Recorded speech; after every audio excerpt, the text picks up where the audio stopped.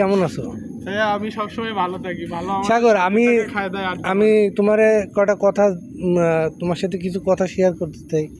কথাটা হচ্ছে যে আজকে আমি 2-3টা তোমার নিউজ চ্যানেলে আমি দেখছি যে চিত্রনায়ক সালমান শাহ 30 বছর পর নতুন করে তার তোমার পোস্টমর্টম এবং সুরতহাল নিয়ে তোমার এই যে ময়নাতদন্ত করবে। এই জন্য তার ডেড বডিটা আবার তার কবর থেকে তোলা হবে। তো এটা তোমার কি মনে না হয়? ভাইয়া, আসলে এখানে তো আর ওর তো আর ডেড বডি কোনো কিছু পাবে না ভাইয়া। পাবে না না পাবে এটা উপর আল্লাহ ভালো জানে, কিন্তু না, আমার মনে হয় যে যতটুকু আল্লাহ পাক আমাদের কোরআনে ধারণা দিছে, ওর পাবে না। ওর তো এখন কঙ্কাল, হাড়গুড় পাবে কিনা তাও না, সন্দেহ আছে। এটা অনেকে বলে যে তোমার যে ওই মাটির থেকে ডিএনএ টেস্ট করা যায়। হ্যাঁ, মাটি থেকে ডিএনএ টেস্ট হতে পারে। করা যায়।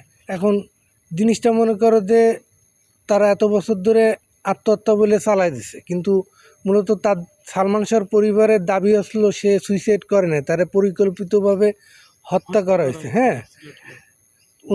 উনারে প্রথমবার যখন তোমার ওই দাফন করা হয়েছিল, দ্বিতীয়বারের মতন কিন্তু তার আবার পোস্টমর্টম সুরতহাল করার জন্য কিন্তু তার ডেড বডি কিন্তু আবার তোলা হয়েছিল।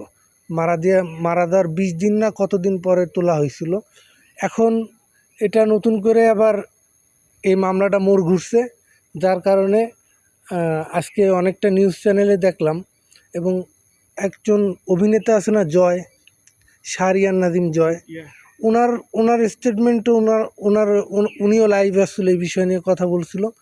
তো ওনার স্টেটমেন্টে উনি বলছিল যে 30 বছর পর তার সুরতহাল এবং তার ময়নাতদন্তের জন্য আবার কবর খোঁড়া হবে, তার লাশ না পাক ওই মাটির থেকেও ডিএনএ টেস্ট। এটা সালমান শাহ মা বলছে যে আমার ছেলের লাশও যদি না পাওয়া যায়, তবে ওই মাটির থেকে ডিএনএ টেস্ট করে আমি বের করব যে আমার ছেলে, প্রমাণ করব যে আমার ছেলে সুইসাইড করে নাই বা আত্মহত্যা করে নাই, সে তারে পরিকল্পিতভাবে খুন করা হয়েছিল।